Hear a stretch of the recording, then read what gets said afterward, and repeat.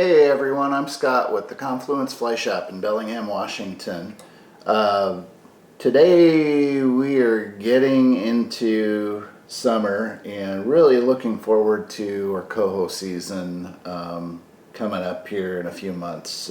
Fishing them off the saltwater beaches of northern Puget Sound. I'm going to tie a very general kind of a tractor pattern that was inspired by my friend Colin, who is a guide on Whidbey, has been tying this for a few years. He ties a really simple kind of guide fly, if you will, that really has seemed to caught a lot of coho the last several years. This is my sort of variation on it that I call the Composite Squid. It's got a very generally squiddy look to it, but I don't know that the fish even take it as a squid. I think oftentimes it can pass for a bait fish. It can pass for a variety of different things. So it's a good fly to tie on when you don't exactly know what's happening and you're just sort of searching to find something that works. So in the vise I have a size 4 Ahrex Nordic streamer hook, the NS 110, which is a hook I like quite a bit for saltwater. It's got a nice black nickel finish that holds up well against corrosion. And I have covered the front portion of the shank with white 140 Denier Ultra Thread. We're going to figure 8 wrap in a pair of medium Pseudo eyes in red. You could most certainly use the yellow ones too, or the chartreuse ones if you wanted. These are going to give it a little bit of weight, a little bit of jigging action, and of course a nice pair of eyes for fish to focus on. We're just spiral wrapping the base of the eyes to help lock them into place.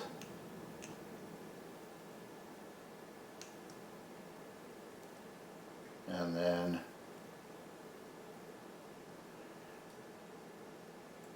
we're good to go.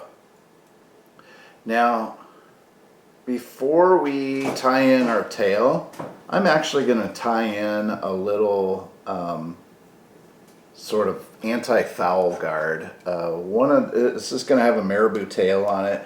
One of the things I hate about Marabou tails when you get out and fish is that they like to wrap around the hook point a lot, and then you're out there casting your fly and suddenly you realize the tail's wrapped around and it doesn't look like anything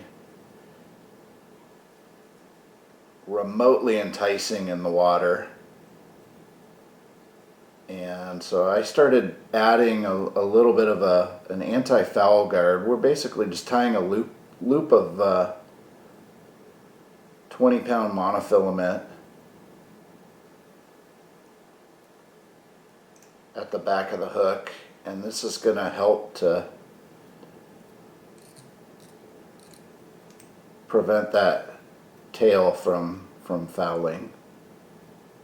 So I'll take a couple wraps under the base of that loop just to kind of prop it up,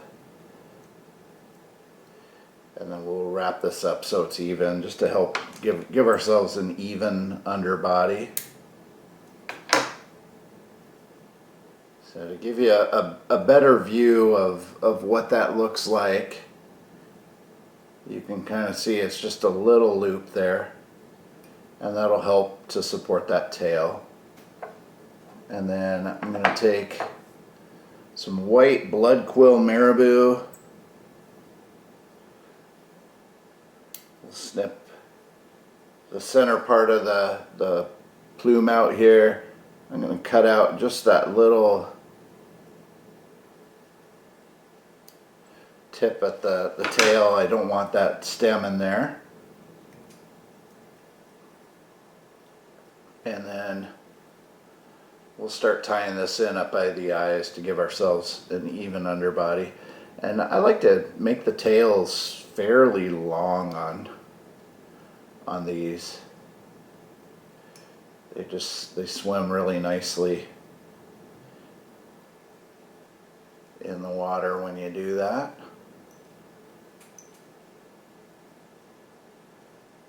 Okay. Got that in place.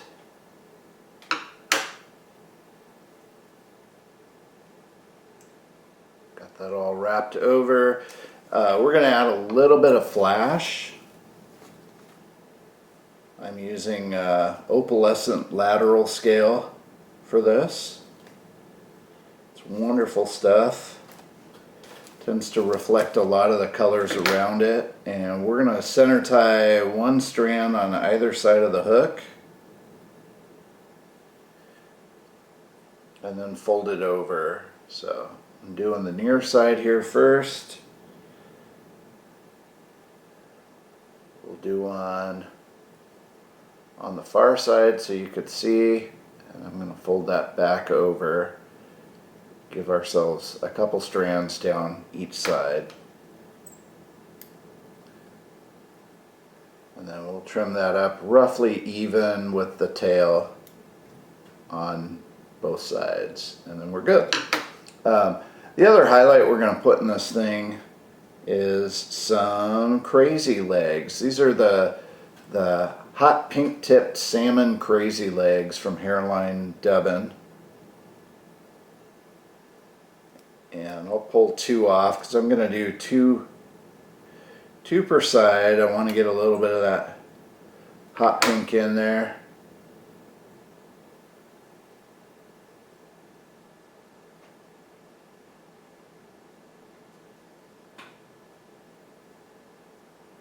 So we'll tie those in on one side, and then I'm going to snip them off.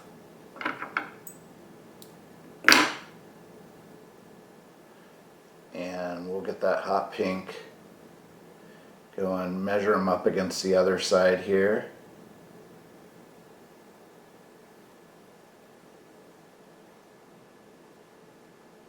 And make sure we've got them somewhat even.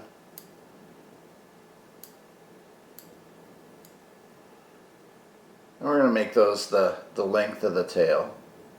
And then trim away our excess. And then I'm going to go ahead and make a dubbing loop.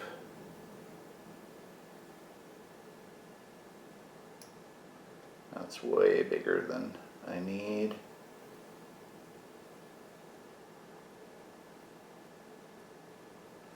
We'll go around the base a couple of times just with a few spiral wraps.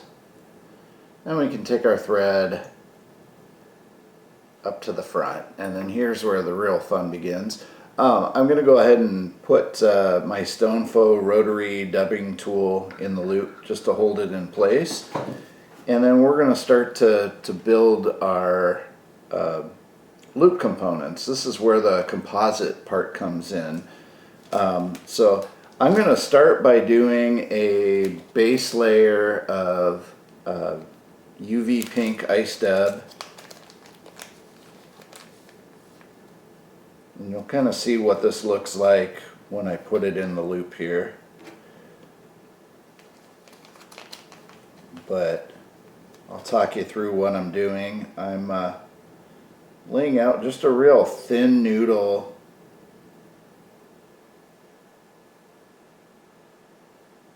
of that hot pink UV ice dub.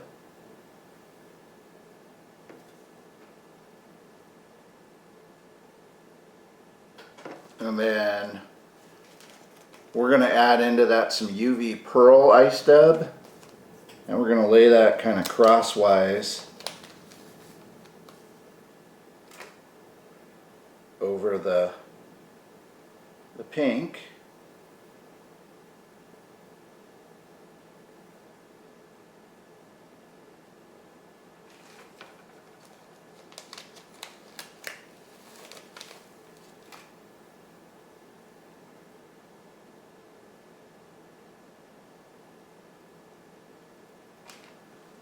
And then on the top of that, I've got a little bit of pearlescent Baitfish Emulator flash that we're just going to cut off some short sections of that, about half the fiber length, and we're going to lay that crosswise over everything as well.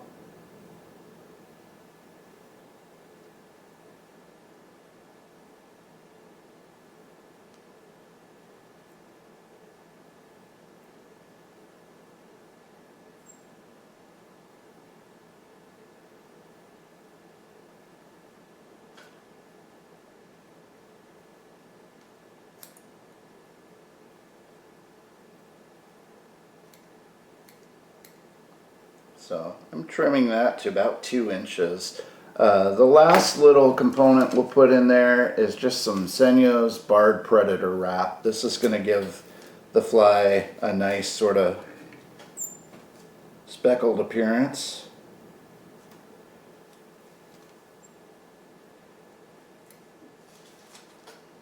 Not many things in nature are one solid color. So this will break it up a little bit.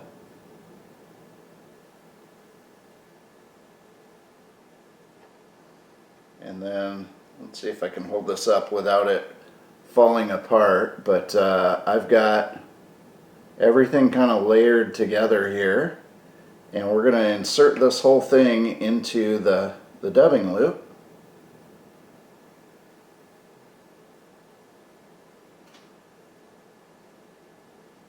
And then we'll go ahead and separate that out.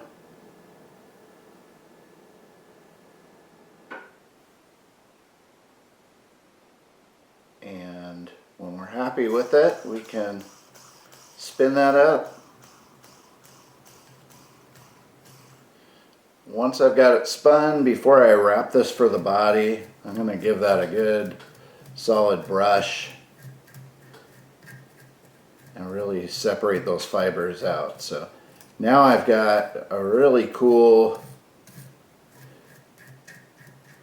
unique, almost like a dubbing chenille for the body that's got some pink in it, some pearl, some speckling. It's gonna really add the appearance of life in the water. And we'll go ahead and wrap this composite loop up for the body, making sure to kind of sweep things back as we go so I don't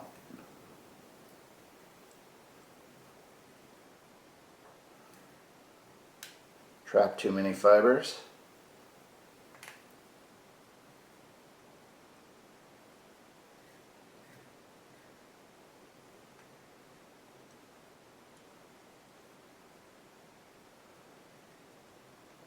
And once you get the hang of sort of moderating your loop size, you can finish behind the eyes with essentially just your thread loop base. I'll take a couple of wraps over that, a couple of wraps in front, and when I feel like that's really locked down, we'll go ahead and trim that off.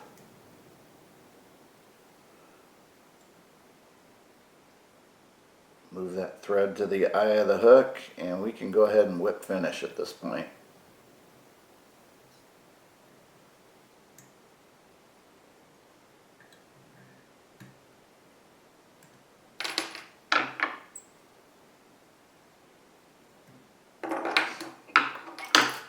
Alright, and some of these fibers are kind of trapped up at the head. I'm going to use just the tip of my whip finisher,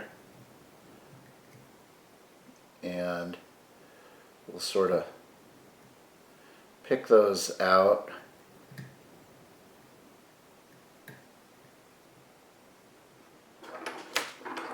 And then we'll give it another good brushing.